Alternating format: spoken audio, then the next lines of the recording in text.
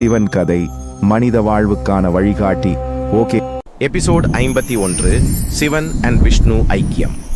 ஒரு காலத்தில் சிவன் விஷ்ணு வேறுபாடு பேசப்பட்டது.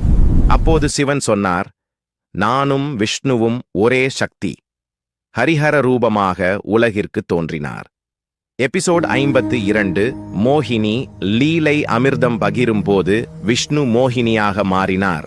சிவன் அந்த ரூபத்தை பார்த்து அதிசயத்தால் சிரித்தார். லீலையிலும் ஞானம் உள்ளது. எபிசோட் 53 ஐயப்பன் அவதாரம். சிவன் மோகினி சங்கமத்தில் ஐயப்பன் பிறந்தார். அவர் தர்மத்தை காக்க மகிஷியை அழித்தார்.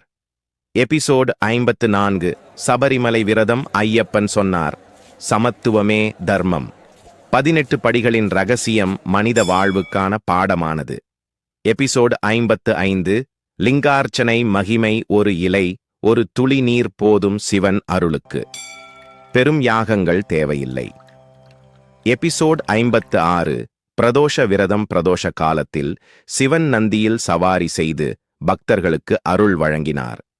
எபிசோட் 57 சோமாஸ்கந்தர் தரிசனம். சிவன் பார்வதி முருகன் ஒரே ரூபமாக அருள் செய்தனர்.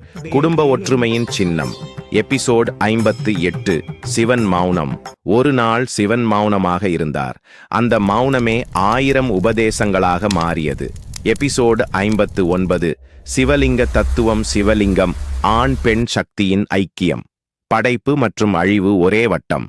எபிசோட் 60 சிவம் என்ற வாழ்வு. சிவன் சொன்னார், நான் கோயிலில் மட்டும் இல்லை, உன் செயலில் இருக்கிறேன். அன்பு, கருணை, நேர்மை அவையே சிவம். ஓகே ஃப்ரெண்ட்ஸ், நெக்ஸ்ட் வீடியோல பார்க்கலாம். நம்ம சேனல் சப்ஸ்கிரைப் பண்ணாதவங்க சப்ஸ்கிரைப் பண்ணிடுங்க.